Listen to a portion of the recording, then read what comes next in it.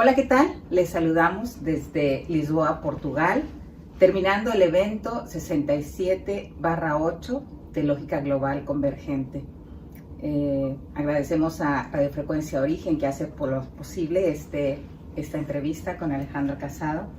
Estamos muy contentos de cómo hemos terminado el evento, incluso mencionando tú que estás tan contenta por el resultado, por cómo transcurrió todo estos 3 días. Sí, bueno, muchas gracias y también agradezco a Radio Frecuencia Origen esta oportunidad que siempre nos da Puerta de Evento, que bueno, ofrece como una síntesis de todo esto que, como bien decís, dije la palabra chocha, ¿no? Quedé chocha del evento.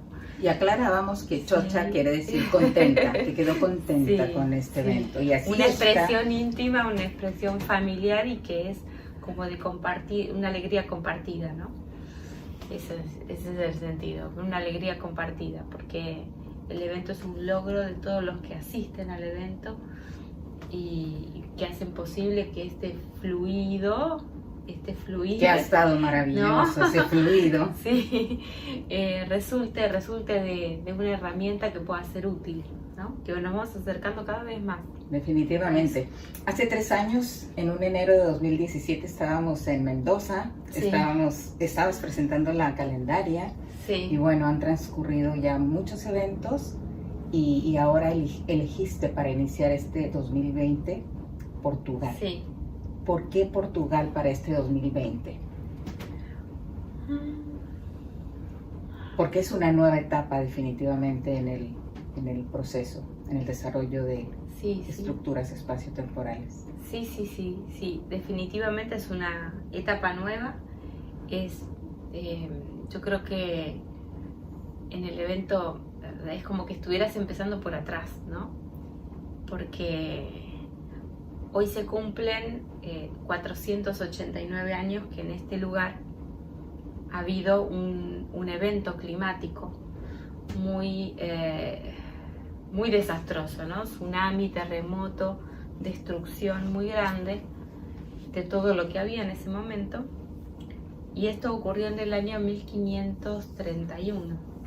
Entonces ahí ese código 351 está precedido por un 1 a la derecha, mirando de derecha a izquierda, ¿no? Que es la conexión futuro. Y es cuando nos damos cuenta de esto, es cuando ya habíamos explicado que el clima se apoyará en los humanos, que se apoyarán en sus aspectos inhumanos, que se apoyarán en la lógica de la estructura espaciotemporal, para obtener los recursos, obviamente. Entonces, cuando estas herramientas no están, el clima termina de equilibrar el saldo, ¿no? Entonces, bueno, es eso lo que sorpresivamente estamos explicando en el evento, y por una de esas cosas que tiene la sincronicidad de la realidad, sale el correlato de esta fecha tan importante. Este tsunami, terremoto de 1531 también ocurrió en el año 1755. Pero bueno, la fecha en la cual estamos reunidos, que es 26 de enero, también era 26 de enero en aquella oportunidad, sí.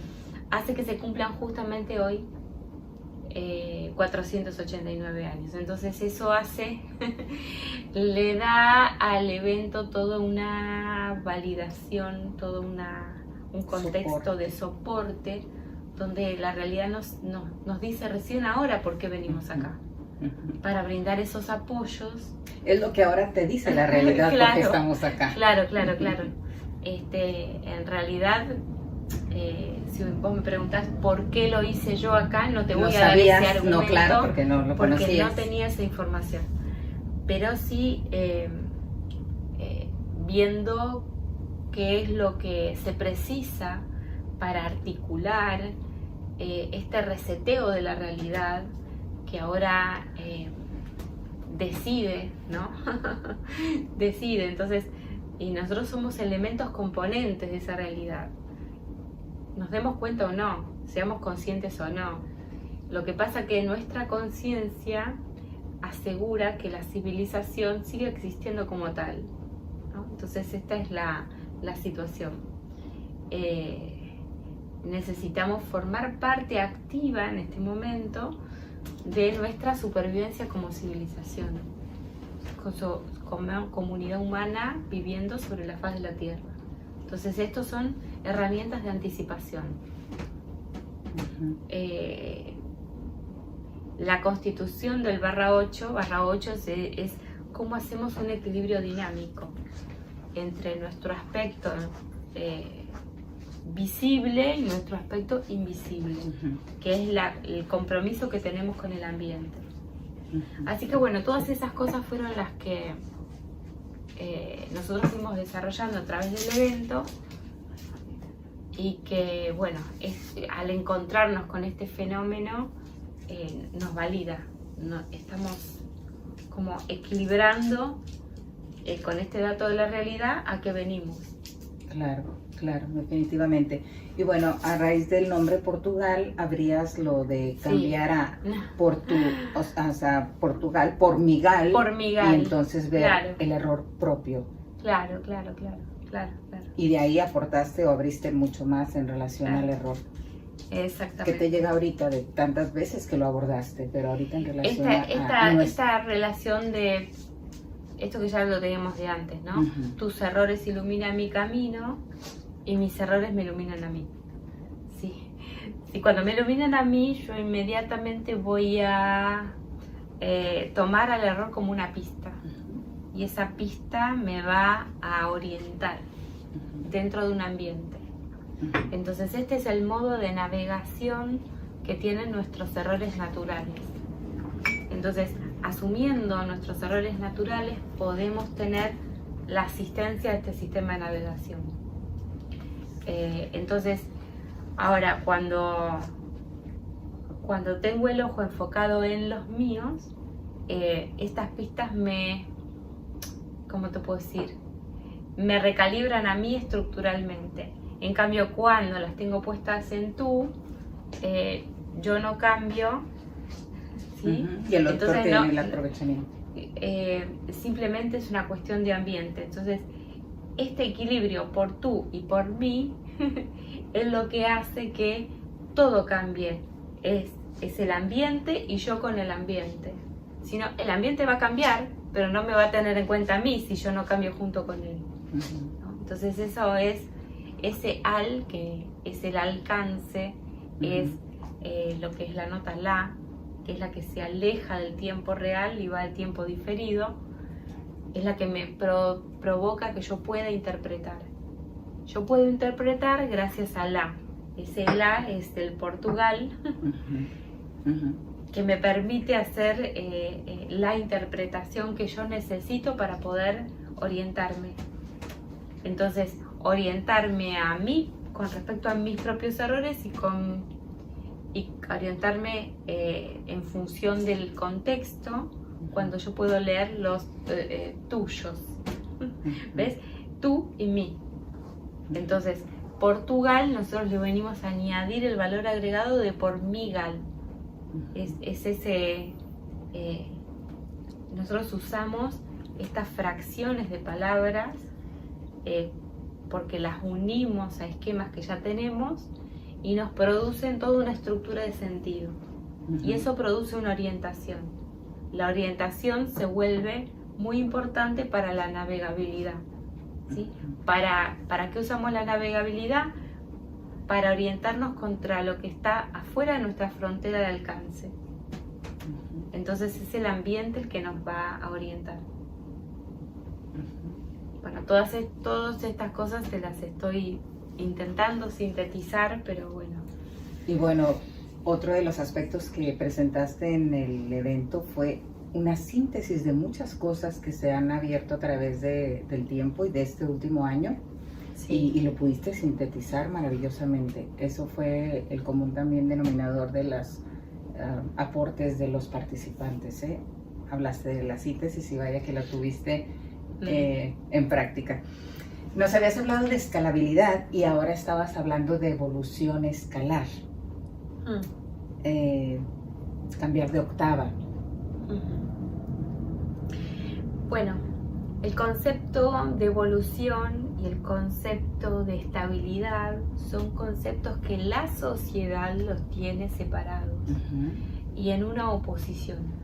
Entonces algunos se van a volver partidarios de la evolución y otros partidarios de la estabilidad. Entonces, como si una cosa negara a la otra, y de hecho la niega si nosotros no tenemos gestión espaciotemporal, ¿sí? La gestión espaciotemporal es que el presente tiene que tener la neutralidad suficiente para comprender el aporte que realiza el pasado en función de la estabilidad que otorga y el aporte que realiza el futuro respecto de la evolución que aporta. Entonces el presente es el encargado de hacer una síntesis de evolución escalar, que es la escalabilidad tiene que ver con conservar siempre la estabilidad y conservar siempre la evolución. Entonces, de esa manera no entramos en conductas repetitivas o polarizadas. Me quedo fijo o me muevo, ¿ve? La evolución. Entonces, y este concepto nos ayudó mucho a comprender que las personas mayores de edad, que son las que están ancladas a sistemas más fijos, donde la realidad no se movía tan rápido, ¿sí? Entonces van a tener tendencia a estabilizar, en tanto que los que nacen están con unos receptores muy adaptados, muy influenciados por su marco temporal. Por lo tanto, van a ser súper evolutivos, pero poco estables. Entonces, la combinación de los nacidos ahora con los nacidos antes es la que nosotros tenemos que aprender a coordinar, ¿sí? Porque uno diría, una persona que cumplió 70 años ya no tiene un sentido su vida. Sí que lo tiene. Si es que adquiere la capacidad de decir, primero adquiere la voluntad y después de la voluntad es la capacidad, ¿no? De conectarse con una realidad orgánica, ¿sí? La realidad orgánica, que la ciencia entiende que la realidad es inorgánica, entonces que el único orgánico es el que está observándola.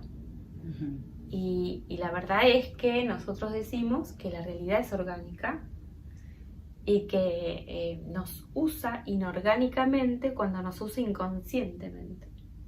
Somos un elemento más. Ahora nosotros empezamos a modular conciencia porque nos transfiere sus recursos, entonces nos brinda anticipación, lo que llamamos anticipación. Y en esa anticipación nos va educando. Y en esta educación lo que nos transfiere es que una antena nacida en una coyuntura temporal donde el tiempo es más lerdo, es más estable, ¿sí? Y una que nace en un marco temporal con una coyuntura de tiempo acelerado, abreviado, va a ser mucho más evolucionada, pero inestable. Entonces se tienen que poder combinar esas dos funciones. Entonces el que tiene una edad mediana es coordinar, ayudar a equilibrar tanto a los que vienen nuevos como a los que ya están mayores. En el caso de la lógica global convergente se ocupa primordialmente de los mayores, ¿sí? Sí, claro. Para que aprendan a discernir el valor que tienen. Entonces ahí encontramos una franja de mérito para poder transmitirles el valor que cobran sus vidas frente a esta realidad que se avecina. Claro, y bueno, también para que haya esta actualización en las personas mayores, medianas y mayores, por supuesto, sí, claro. En quienes estemos presentes. Bueno, estamos en el Hotel Entre Campos, en Lisboa, y estuviste hablando también varias veces abordando de los campos iónico, molecular, particular, y bueno, la confusión que suele haber en creer que nosotros somos quienes estamos en el campo iónico y bueno, ¿puedes hablar un poquito para diferenciar y cómo se da esta vinculación, esta función de los campos? Bueno, primero empecé hablando de conciencias. En el evento de Ushuaia, las conciencias definen campos. Los campos son contenedores dentro de los cuales va a funcionar la conciencia con un nivel de especificidad, que es ese marco del tiempo diferido. Cuando yo digo pasado, presente y futuro, estoy hablando de una separación de un único tiempo. ¿Sí? Esa es la proyección del tiempo lineal.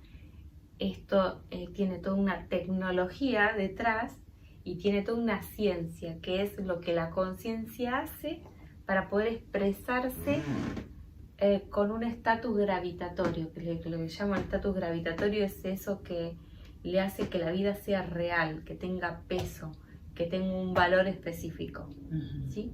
Entonces, nuestras conciencias administran estas instancias antes, durante y después de esta situación. Una vez que pasó ese después, tiene que actualizar el antes para volver a tener una hora que tenga una función respecto de lo que va a venir. Entonces, esto es lo que nosotros estamos aprendiendo a diferenciar.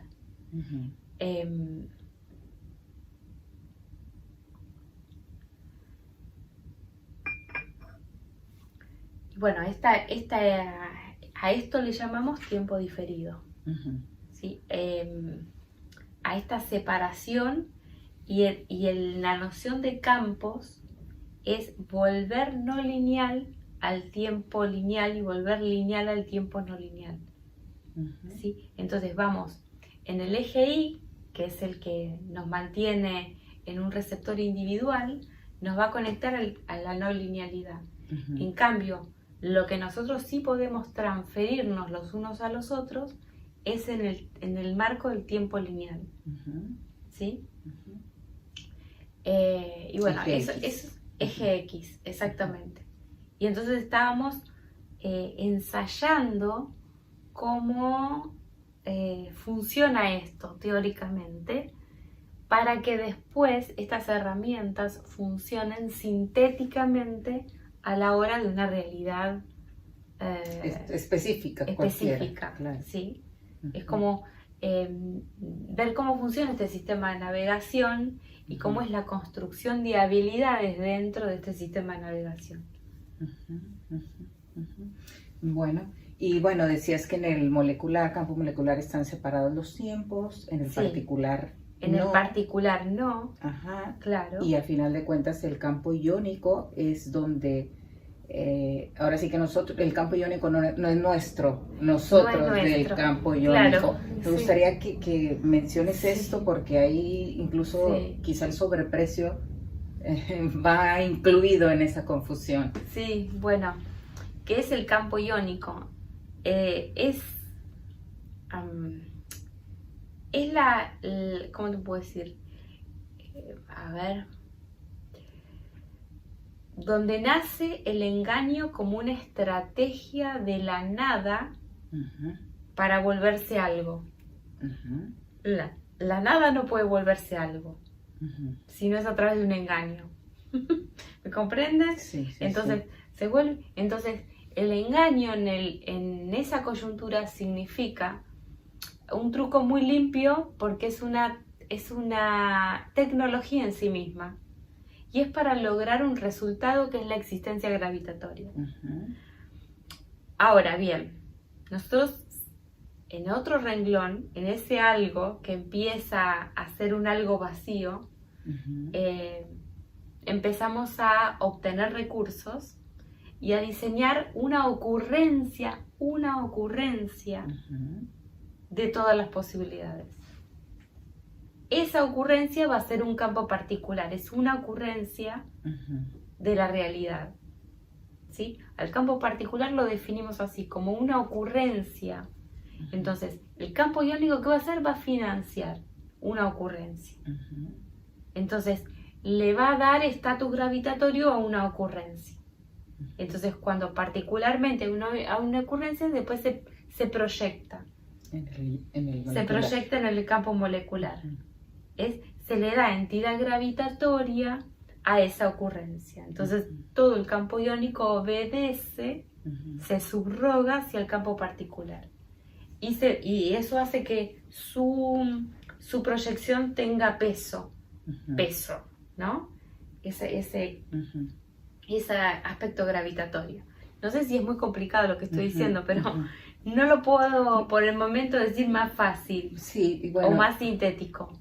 Pero eso configura esos tres campos. El iónico, que estamos entendiendo que eso es totalmente impersonal, no le pertenece a nadie en particular, justamente, es ¿por qué?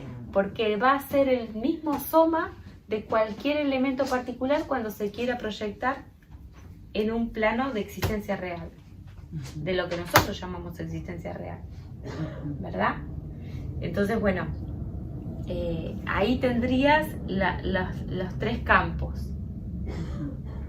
¿Sí? ¿Para qué nos sirve el campo iónico? Para actualizar el campo particular. ¿Qué significa eso? Que el campo iónico te va a permitir dar cobertura al plural del campo particular. ¿Qué significa? A todos.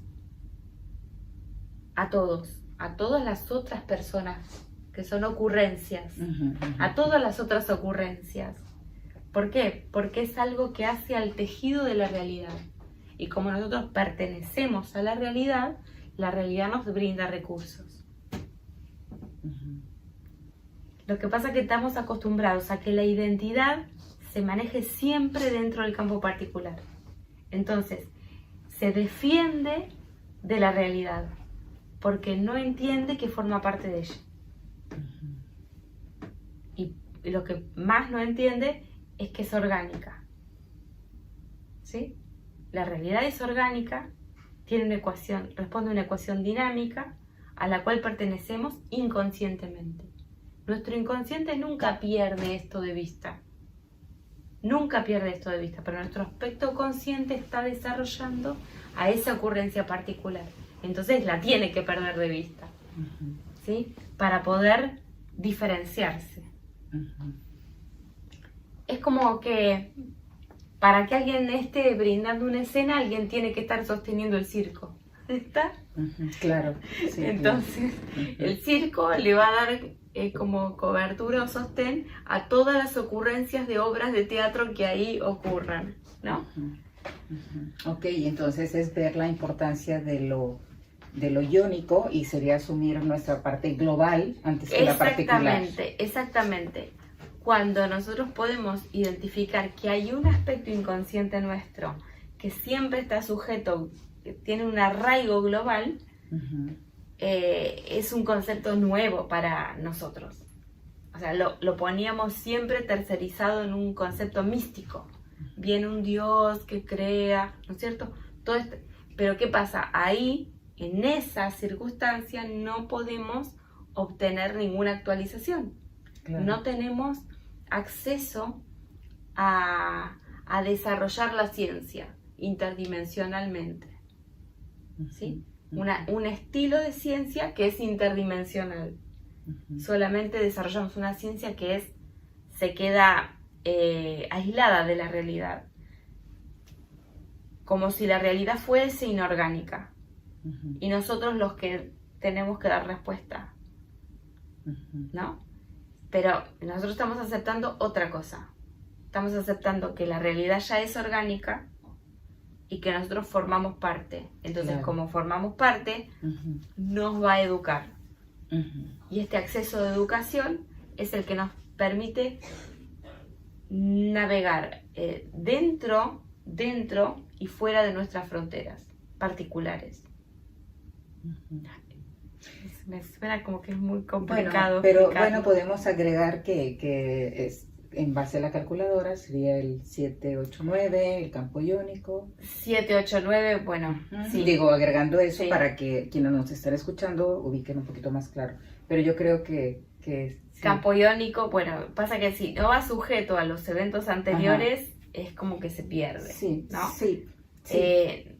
generamos en la calculadora 3 renglones, 7, 8, 9, 4, 5, 6 y 1, 2, 3. Claro, sí. Entonces, sí, creo que ahí puedes sumar. Ahí se establecen diferentes conciencias que dan lugar a diferentes campos para que nosotros podamos, estando ya en una realidad gravitatoria, poder tener un sistema de navegabilidad.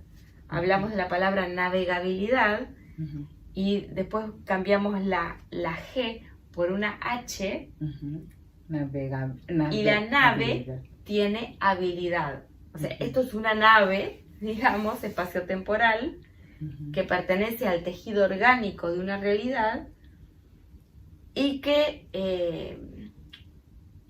como pertenece al soma de esa realidad, puede fundirse con ella y puede interactuar y puede actualizarse. Y ahí generar más habilidades. Y ahí puede generar más habilidades, exactamente. Bien. Mencionaste que el error es una pista, precisamente. Ahora otro enfoque también que nos amplía. Abriste un poco más lo del 12 y 21, cómo el 21 nos hacía ver lo que no veíamos del error. Sí. Ahí ¿cómo nos lo puedes mencionar ahora? ¿Cómo te el venga? 12 y 21. Sí. O sea, el 21 nos muestra el error que no vemos. Desde ahí lo podemos tener otra perspectiva. En realidad, el que muestra el error es el 12. ¿Sí? El que denuncia el error es el 12. El 21 es el que toma la lectura. Ok, bueno, de lo que no vemos, exacto. El 12 toma la lectura. Sí, de lo que no vemos. Toma la lectura y entonces contra la estructura espaciotemporal recibe los recursos y se los transfiere al 12, entonces lo actualiza. Ok. Al asumirlo. Entonces es como una de las funciones del 12. Por eso nos amigamos con la palabra idiota, porque nos sentimos idiotas, ¿no?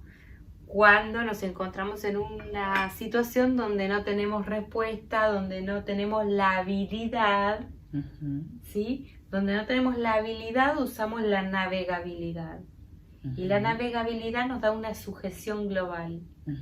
Esa sujeción global enlaza con lo que voy a precisar en mi próximo paso. Mi próximo paso, vía inconsciente biológico, me es accesible. Claro. Entonces yo puedo obtener una actualización. Entonces me aumenta la habilidad. Claro, entre más idiotas podamos asumirnos. Claro. En ese momento me refiero. Es que nosotros diferenciamos una manera distinta de escuchar esa palabra. Es una ID que me da una función OTA. ¿Sí? Si nos trasladamos al evento de Iguazú, donde las OTAs de precariota, procariota y eucariota, OTA es lo que me da la síntesis. Entonces esa función OTA me sintetiza, que es lo que yo preciso para la vida real, preciso síntesis. ¿Sí? La síntesis es una respuesta muy corta a una realidad muy larga. ¿Sí? Es una síntesis, es como un compacto. Eso es lo que nos permite calzar con la realidad. Entonces, esa función OTA, primaria, tiene solamente una ID. Idiota. ¿Sí? Entonces, cuando tiene solamente una ID, estamos diciendo que la pertenencia es pura, purísima. Vacía. Entonces es vacía. Espacio, con espacio. Es vacía y hay espacio. Entonces una OTA con ID está vacía, con espacio y con garantía. Y con garantía. ¿Sí? Entonces, ¿con garantía para qué? Para después producir las herramientas que precise para su nueva versión eucariota. ¿Sí? Entonces, este idiota empieza a tener espacio para una nueva, para que yo pueda generarme el tiempo que necesito para crear la herramienta que necesito. ¿Sí? Entonces, vamos a la célula precariota, que precariota nos lo inventamos en Iguazú, ¿no? Porque precisábamos un conjunto vacío que simplemente nos diera una financiación cuando nosotros no tenemos una habilidad. Entonces nos demos la capacidad de generar una habilidad, ¿sí? Como generar un tiempo donde no lo había. Eso nos da una oportunidad de construir una herramienta más.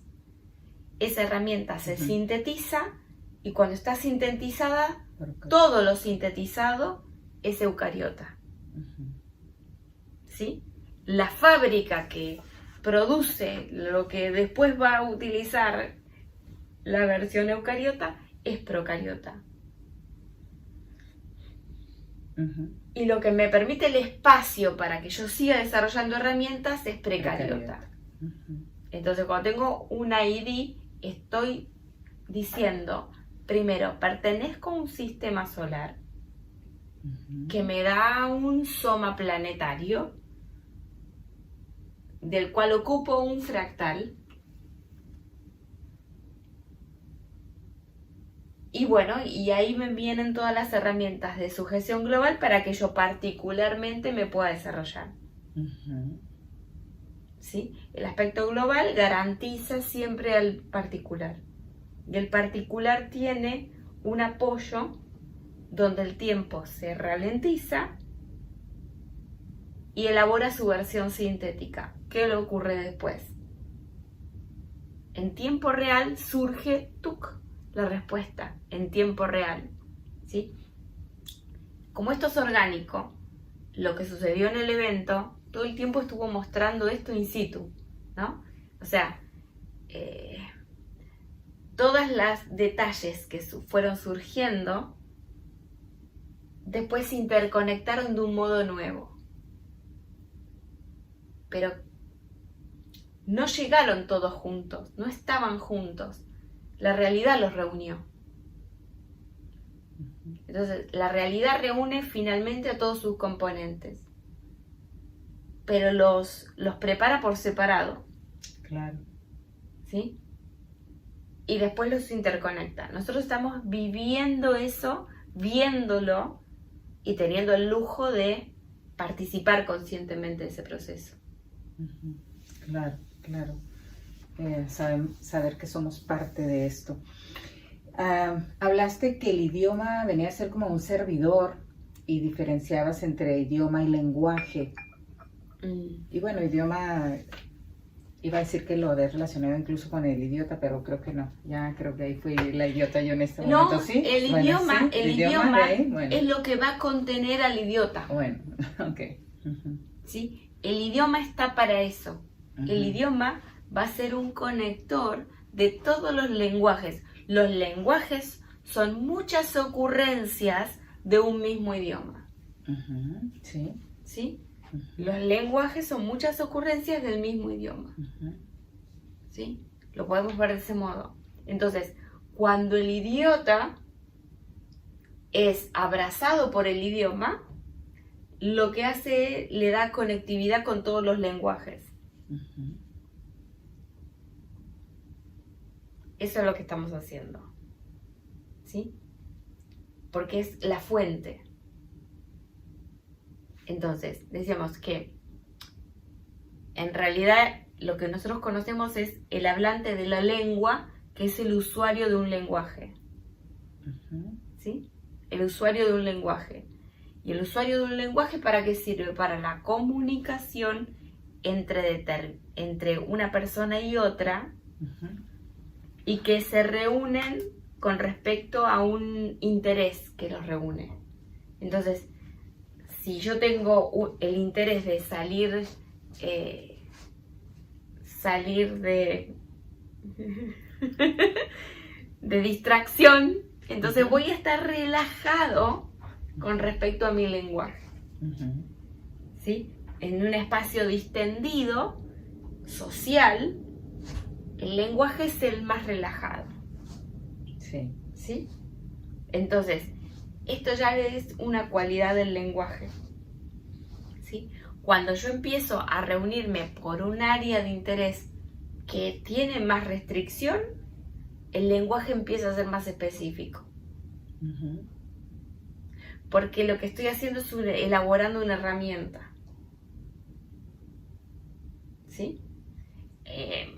No sé, vamos a poner cualquier cosa. Cualquier cosa que vos utilices luego para tu vida relajada. Pero cuando tuviste que estar elaborando esa cosa que vas a usar en tu vida relajada,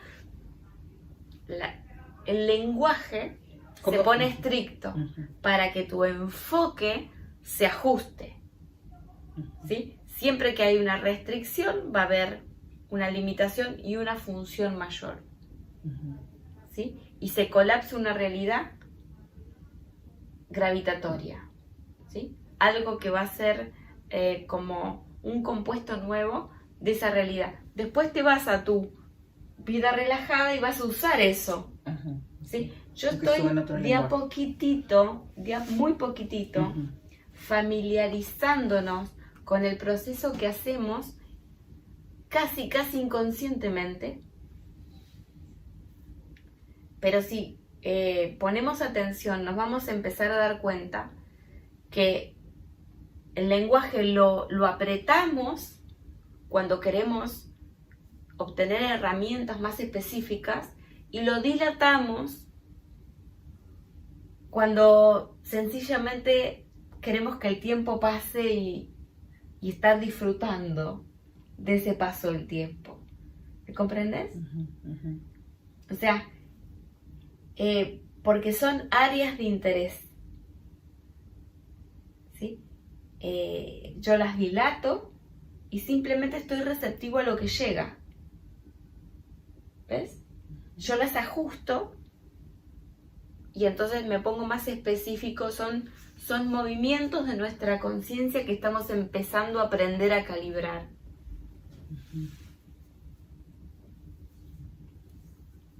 Bueno, muy interesante definitivamente. Mencionabas que generar identidad global nos distraía, nos distanciaba de la particular, o sea, o dar el mérito a lo que es global. O sea, me gustaría esa insistencia, o sea, que sea fuente pública y nosotros solamente unos usuarios. Me gustaría hacer hincapié en esto. De alguna manera mencionaste algo. A ver, otra vez. Que somos receptores, somos usuarios y hay una fuente pública mayor. No somos los que estamos emitiendo. Lo que decías tú nos estás emitiendo a nosotros estamos recibiendo nuestro campo particular, pero nosotros sí vamos al cómo, vamos a decir el qué y el cómo. O bueno, esa sería la pregunta, la diferencia entre el qué y el cómo. Quizá eso llegue a lo que yo quería escuchar. Podría ser el qué y el cómo. Bien. A ver si por ahí. Bueno. A ver. El qué es un eje que cuando es singular lo que hace es brindar apertura a muchos cómo que miren a ese qué. Entonces los cómo son plurales y el qué es singular. Este formato garantiza integridad. ¿Sí? Integridad. Entonces, cuando pasa al revés, el cómo se vuelve singular en vez de plural, no produce integridad, produce desintegración. Porque tú tienes un cómo, yo tengo otro cómo, ella tiene otro cómo, aquel tiene otro cómo. Entonces, todos los cómo se separan y no van a ponerse de acuerdo en qué. El qué no los está reuniendo, porque están poniendo el énfasis en el cómo. ¿Sí? El cómo es un singular. Cuando el cómo es un singular, el lenguaje se volvió estricto. Si no sigues exactamente ese lenguaje, no llegas. ¿Ves? Ujú. En cambio, cuando ponemos al qué, los cómo son muy distintos lenguajes. Muy distintos lenguajes. Porque todos están abordando a un solo qué desde distintos ángulos. Ujú. ¿Sí? Una mente abierta tiene el qué en el centro y abierto a muchísimos cómo como plural. Una mente muy cerrada tiene el cómo como singular. Okay. ¿Sí? Ujú. Entonces, solo van a hablar con ese los que sean como él. Nadie más. ¿Está? Ujú. Esto es lo que desarrollamos. O sea, Ujú. el qué como conector. ¿Mm? Ujú. Ujú. Ujú. Mencionaste que el campo particular podría poner en riesgo el molecular cuando hay una sobreexcitación. Bueno, ahí salió a raíz de agentes externos que se mencionaron y eso, pero quizá eso pueda, si lo puedes abrir, sería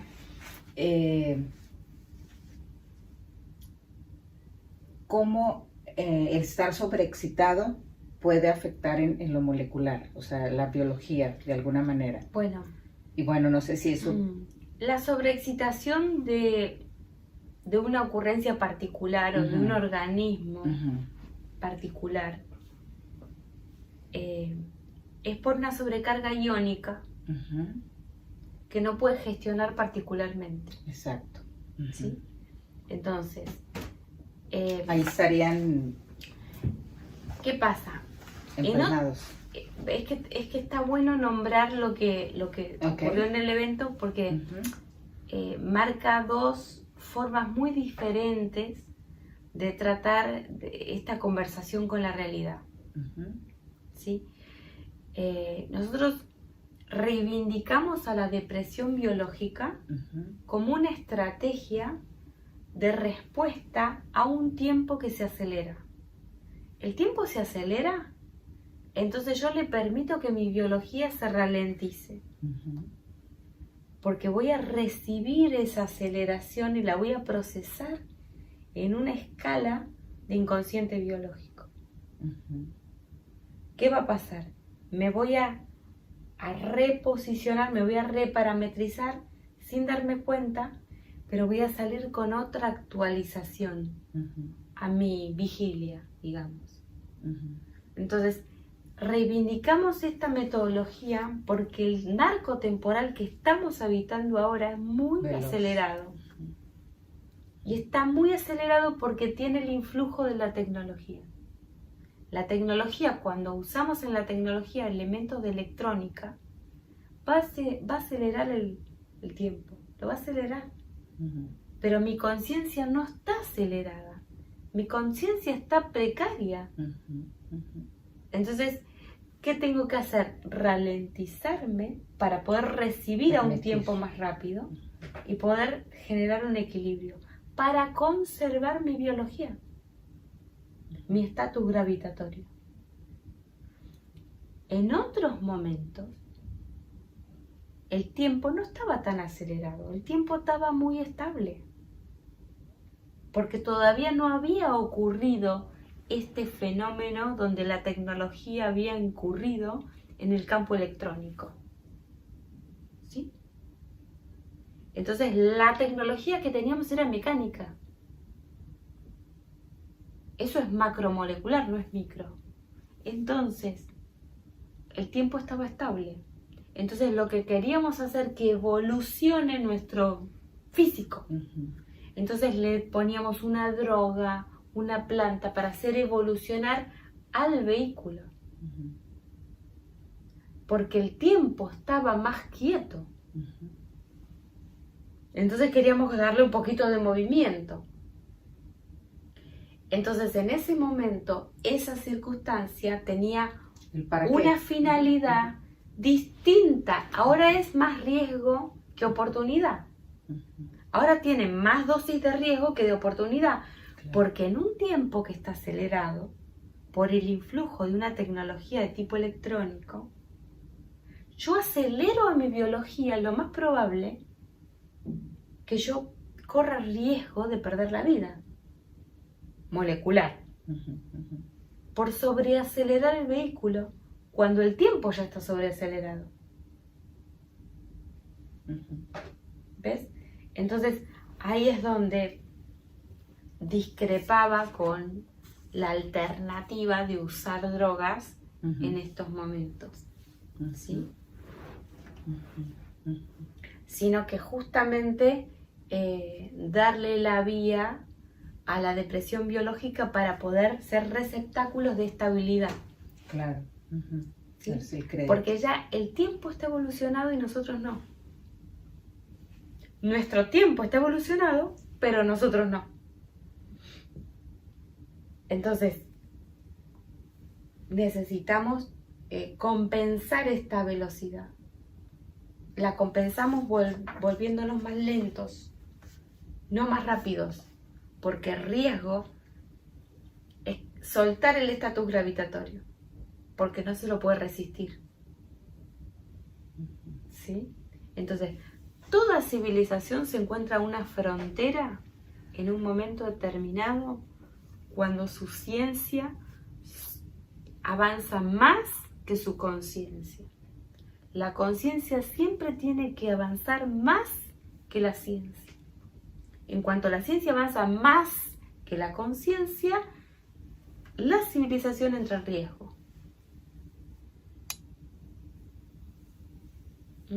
Entonces nosotros con la ciencia vamos hacia un campo electrónico, pero de nuestra conciencia en el nivel electrónico no tenemos ni idea.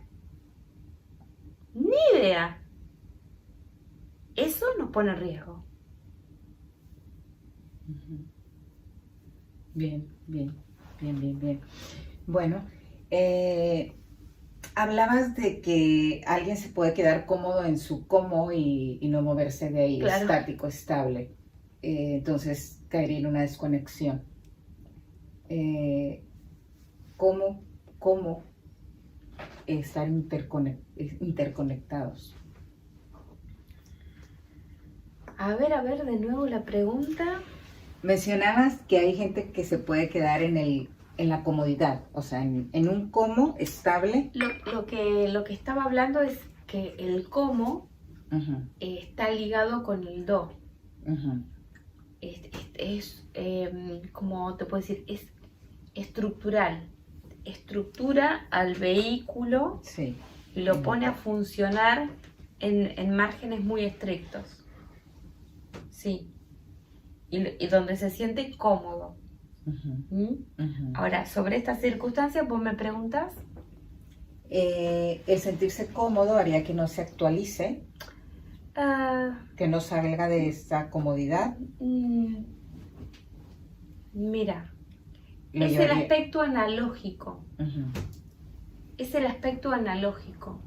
El cómodo es una guía analógica. Si tú persigues al cómodo, inmediatamente te va a guiar a tu estatus gravitatorio. Okay. ¿Sí?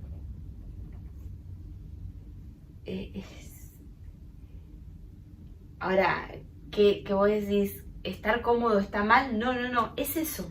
Ok. Es el contacto con tu aspecto analógico. Ok, perfecto. Entonces ¿Sí? ya me aclaró. Ahí yo había había tenido una confusión. Claro. Ahora, el qué es el que te va a decir a dónde hacer el aporte de ese cómo. El cómo va a volcar tu valor al qué. Te da un ángulo determinado que va a ser diferente al de otra persona. Sí, claro. ¿Sí? Va a ser diferente al de otra persona. Entonces, como todos los cómo son distintos, entonces, cuando se ponen en función qué, se orientan hacia el qué. ¿Ves? Y ahí todos los cómo convergen hacia un mismo qué. Desde su lugar. Entonces hacen su aporte de valor. Ahora, diferenciar esta situación del cómo y el qué, porque el cómo siempre va a ser propio. Uno se siente cómodo en un lenguaje según su área de interés. En el particular, no foráneo. Uno se siente cómodo y ese cómodo va a definir un área. En esta área me siento cómodo. Dentro de esta área yo puedo gestionar de manera absoluta determinadas cosas, pero otras no. Otro se siente cómodo en otro marco, en otra área, porque su interés pasa por otro lado. ¿Ves? Ahora, vamos a, por ejemplo, una serie del FBI, de esas que pasan en Netflix. Entonces vamos a ver esas cuadrillas que se forman y entonces salen a pelear, a pegar los tiros, a poner el cuerpo y se sienten cómodos haciendo ese aporte. Pero hay otro personaje en la serie que está todo el tiempo tirándole la información de las cámaras, de los GPS, de los datos, de los sistemas, ¿no? Y está como siguiendo la misma trama, pero desde su lugar cómodo, que no es la acción, sino es el recurso que les da a los otros y les dicen, ahora dobla a la derecha, el otro está en la oficina, diciéndole que el otro va a toda velocidad y tiene que doblar a la derecha porque se va a encontrar con... ¿Ves? Cada uno tiene un cómo distinto, pero están reunidos en el mismo qué. Ahí me encontré el ejemplo, digamos. El qué están viendo es uno, pero el cómo lo están haciendo difiere. Sí. Entonces, tú no podrías decir, el cómo que importa es este. Porque te das cuenta que en la trama, aquel que está en la oficina le salvó la vida 1.000.000 de veces a los que están ahí, arriesgándola. ¿Me comprendes? Entonces, esos son distintos cómo. Y capaz tú lo pones a ese que está en la oficina a hacer la misma tarea y no está cómodo. Claro. ¿Ves? Lo sacaste de su entorno. Y lo pones a ese en los sistemas y no entiende los botones cómo funcionan, ¿no? O para qué sirve esa tecnología. O cómo la puede aplicar. ¿Ves? Entonces, son distintos cómo, pero atendiendo un mismo qué. Como el qué es un núcleo de convergencia de distintos cómo. ¿Ves? Porque el lenguaje que van a utilizar cada uno dentro de su propio ambiente específico es distinto. El que está hipertecnológico va a usar un lenguaje. Después generalmente hay otro que está vinculado al área política, ¿no? Que también se vincula al mismo que, pero desde otro lugar. Dando los permisos, ¿no? Activando los presupuestos, poniéndolo a uno en un rol, sacándolo del otro rol, ¿ves? Pero también está en otro cómo, pero en función del mismo qué. El qué es el que los está conectando, ¿ves? También podemos ver Grey's Anatomy, por ejemplo, ¿no? A todos los reúne el mismo qué, pero cada uno encuentra un cómo distinto, ¿ves? Sí. Ahí se ve mejor. En el ejemplo orgánico es donde todos estos conceptos que están organizados toman sentido.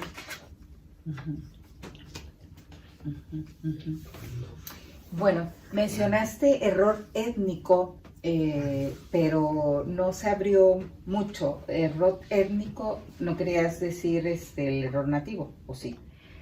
Error étnico Porque yo le hago recuerdo referencia a una biología humana que nace en un lugar y en un tiempo determinado en la Tierra. Okay.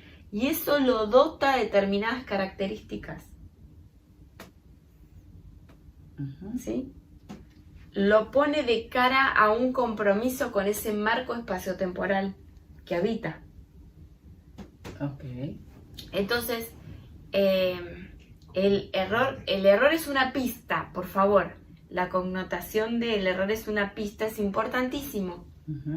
Entonces, el error étnico es una pista técnica.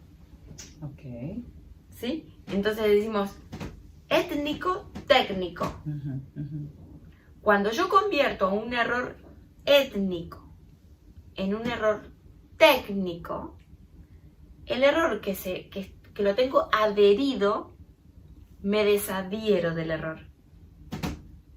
Okay. Y lo tomo como una pista. Si no lo tomo como una pista, me toma como pista. ¿Ves? Entonces, error étnico es dónde y cuándo nací. Okay. ¿Sí? ¿Dónde y cuándo nací? Esas coordenadas son las que me van a dar pertenencia global. Y dentro de ese marco de pertenencia global, yo voy a desarrollar mi pertenencia particular. No es al revés. ¿Sí? Porque la vida es una tecnología muy sofisticada y muy compleja. Entonces, una fisiología humana le pertenece a muchísimas dimensiones. Que esas dimensiones esté incluida la de mi conciencia particular, es verdad, pero ocupa un renglón. Todos los otros renglones tienen que ver con otros estratos. Que si yo tengo voluntario,